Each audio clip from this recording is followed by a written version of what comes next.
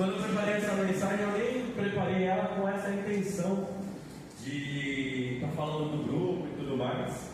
Mas como Deus é perfeito, Ele vai encaixando as coisas no momento certo e da forma certa. A palavra do Senhor nos diz assim: naqueles dias, quando Mordecai estava sentado junto à porta do rei, dois eunucos do rei, que se chamavam Bigtan e Teres, e eram do corpo da guarda, ficaram indignados e planejaram matar o rei Assuero.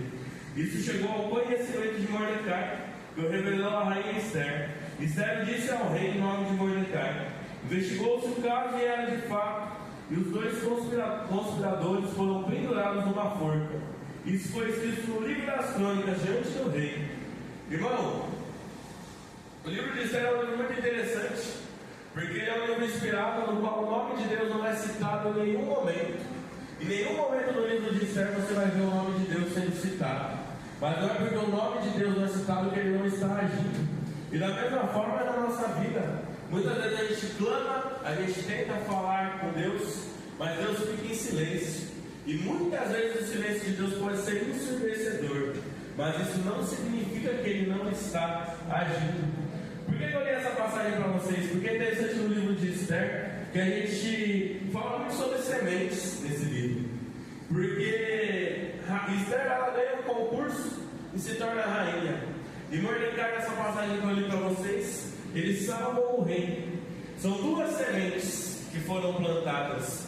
Dois eventos que parecem que não tem ligação nenhuma, mas que ao longo do livro a gente vê que tem um impacto total na história, inclusive na história do povo judeu.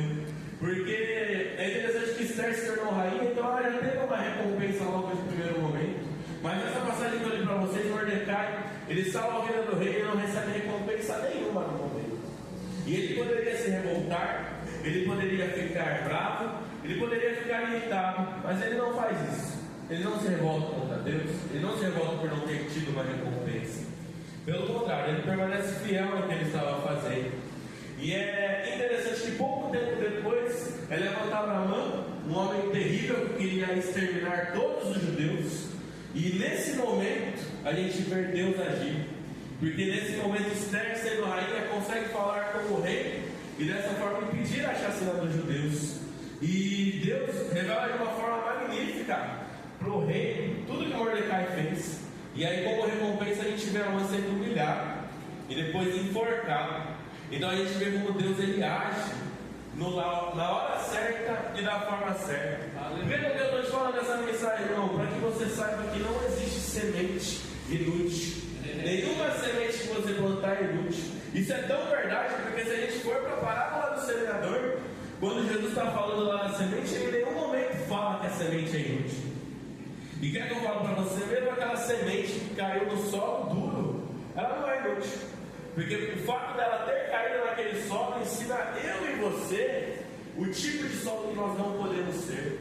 Então nem mesmo aquela semente que caiu no coração endurecido é inútil, porque até mesmo aquela semente nos ensina alguma coisa. Irmão, quando eu preparei essa mensagem com o intuito de te animar.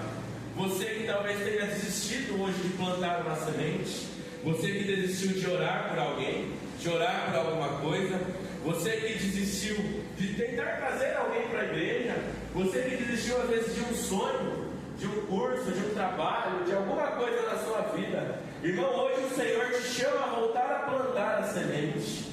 Pode ser até que você sinta quando você começar a plantar que você não vai ver Deus agindo.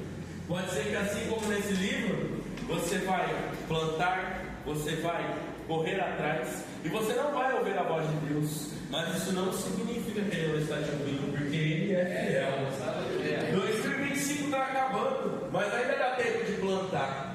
E 2026 está chegando e é tempo de plantar mais ainda. Irmão, o campo é grande, a seara é enorme e Jesus precisa de trabalhadores para a seara. É hora da gente plantar em todas as áreas da nossa vida. E por isso, irmão, eu concluo querendo te fazer um convite.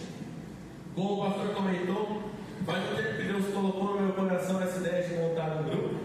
E a gente está montando um grupo de estudo bíblico, de discipulado, e que a gente vai ver as questões do grupo também, a parte de intercessão, de propósito, de reflexão. Então a ideia é fazer um grupo bem completo.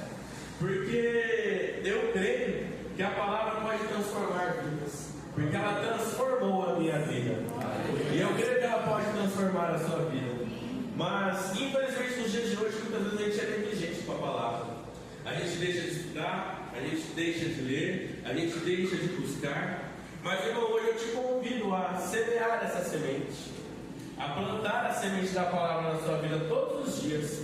A gente vai estar lendo a Bíblia de Gênesis a Apocalipse. E a ideia é a gente realmente mergulhar profundo e aprender tudo que Deus tem para nos falar por meio da palavra dele.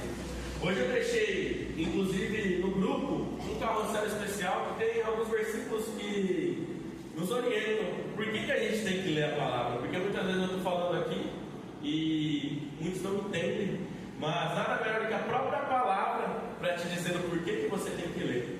Porque se Deus deixou a palavra por escrito para a gente, óbvio que Ele quer que a gente leia ela. Então, eu deixei também o link do grupo. E eu te convido, você que quiser entrar na nossa comunidade, é só clicar naquele link e você vai estar sendo direcionado direto para a comunidade lá com a gente. Amém.